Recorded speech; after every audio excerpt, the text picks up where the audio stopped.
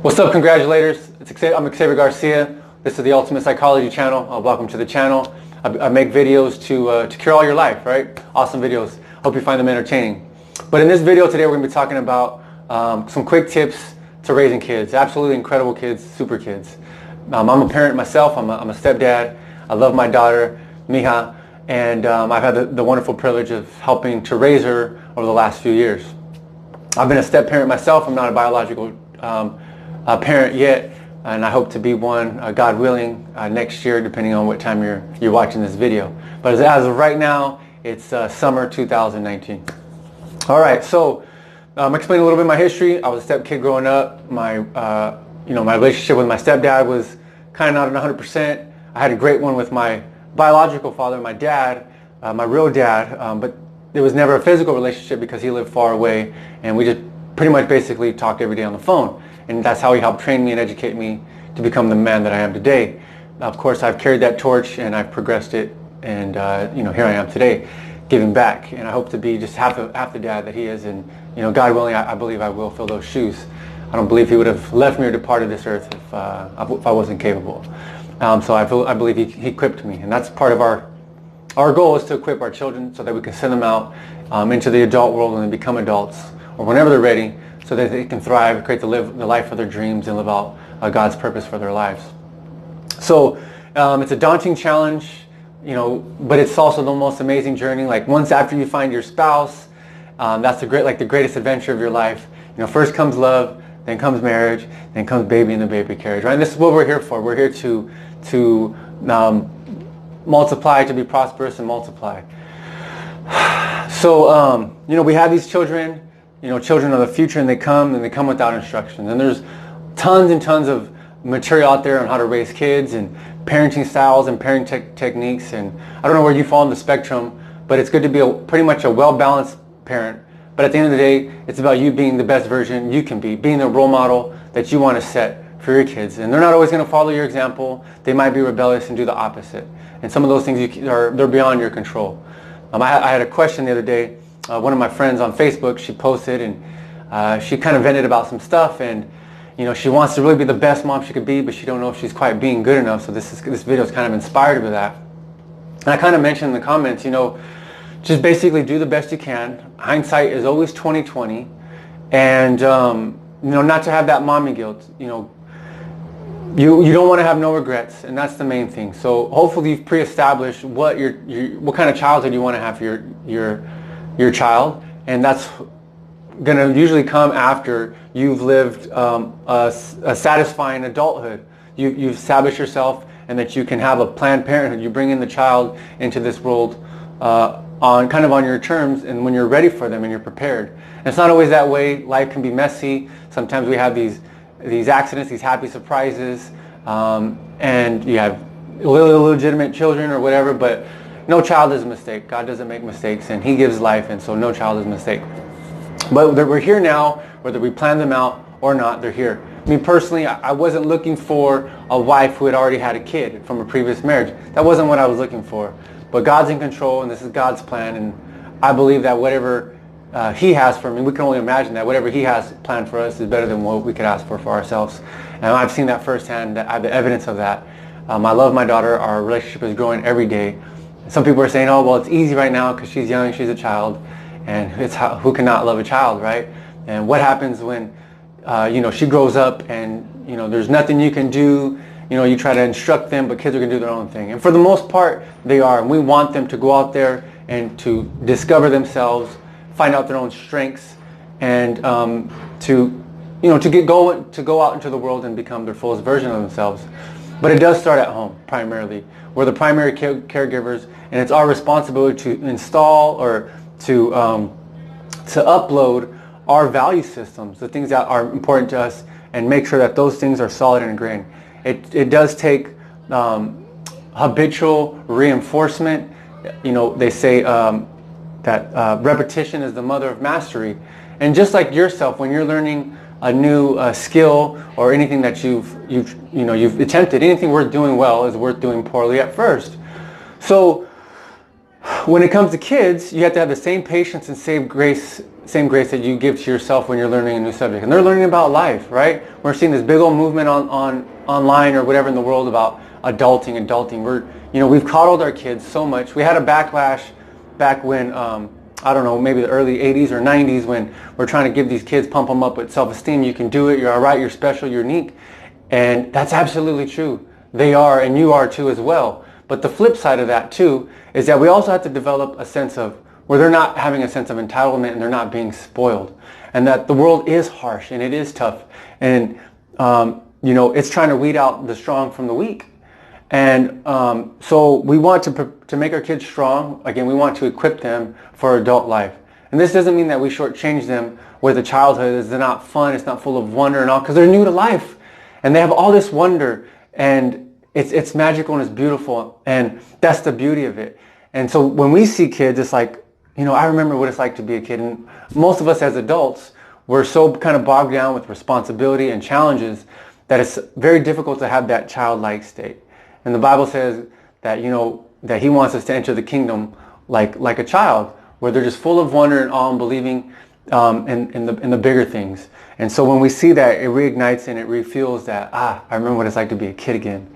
And so they're healthy for us. But they are, they don't come either with an operating system themselves. And they're just little heathens, little sinners, just like we are. And so we have to also help set the boundaries and curtail those shortcomings or those behaviors so that they could be more well-rounded. And kids do, we want happy, healthy, self-confident kids that, and the happy part is, they're going to have their own set of unique strengths and abilities.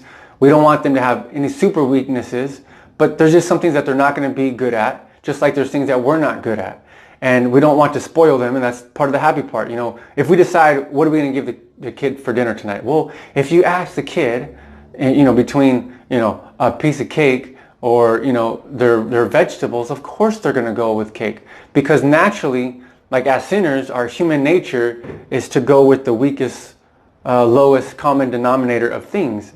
And the things that feel good, and it's all about pleasure. And they don't necessarily all the time have the foresight to see how, having something maybe that might not be as pleasant for you physically has greater benefits for you down the road. And once you have that foresight, and you can see that if I do good now, it's going to pay off later. That hard work does pay off. Once they realize that, that's kind of when they become superior or mature.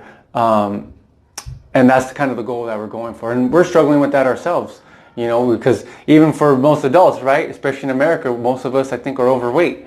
So, because we struggle with those same addictions or those same, vices, so to speak.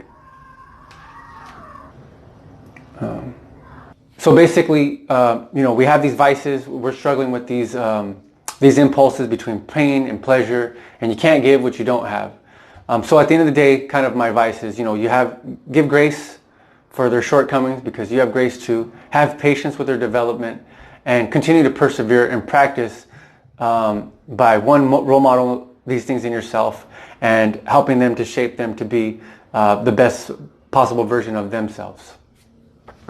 The home environment, it's not, and I'm a private self-improvement trainer here, and I'm not trying to say that home is for educational purposes. Yeah, it's you want to have your home education, but at the same time, you don't want to be so overly rigid and overly strict that you're missing out of just the fun of life and just being yourself and just having fun and being playful in life and in the world, because that's actually what we want to do as adults. We work so hard so that we can have a vacation, so that we can go out and finally be ourselves, right? We're going to these staycations or whatever. And unless you're fortunate that you've worked yourself in a position or somehow gotten yourself in a life position where you can just, your vocation is your vacation, or however that's worded. So that's the point I want to make about that. And so, kind of last point, what I want to make, or suggestion I want to make, is to have transparency with your child. You're not really here to be your friend. You're their friend. You're here to be their guide. But you do want to have transparency with them. And when you kind of let them know that, you're the authority, okay, but that you're equal to them in the sense that you have faults too, that you have weaknesses too, that you're not perfect, nobody's perfect, and that that you're growing too in life. Yeah, obviously kids are growing at a rapid rate and faster than adults, but that we're growing too, and we're always in a process of continuing to becoming our best possible versions of ourselves, and that we're going on this journey together. And that's one point that I'd like to make.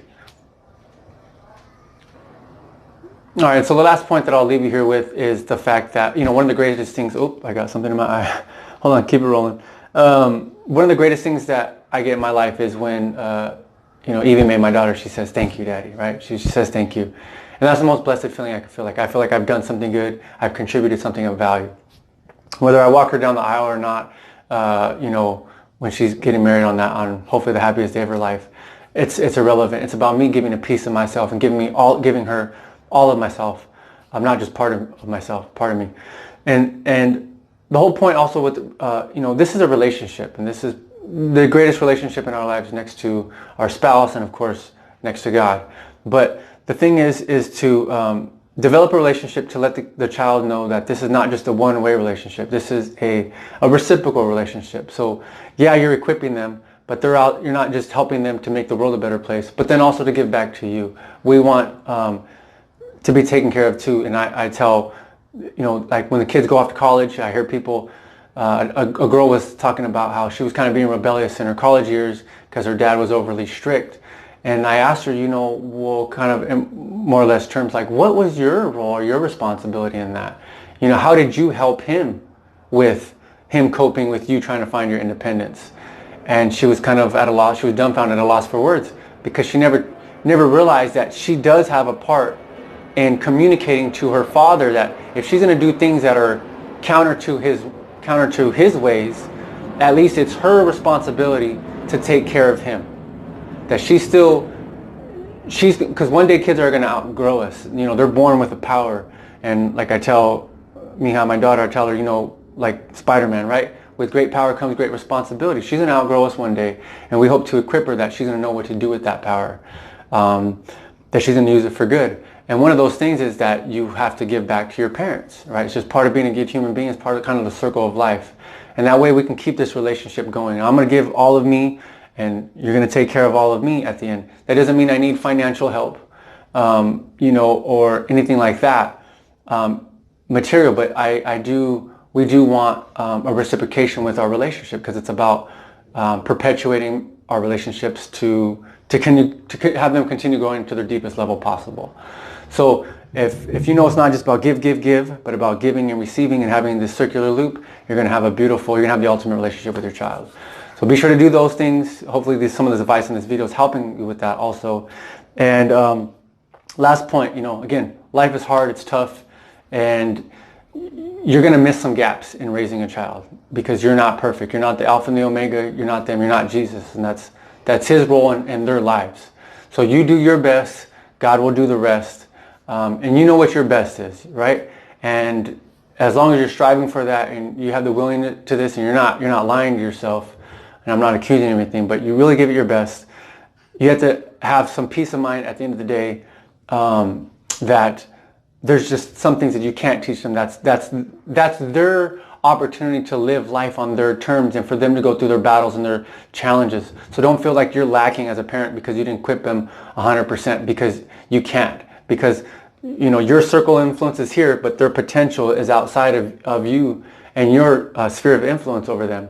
They're going to outgrow you. And that place where they outgrow you, that 5% outside the margins or 10% off the margins, whatever, of your influence, that's for them to really become and know who they are on their terms in life.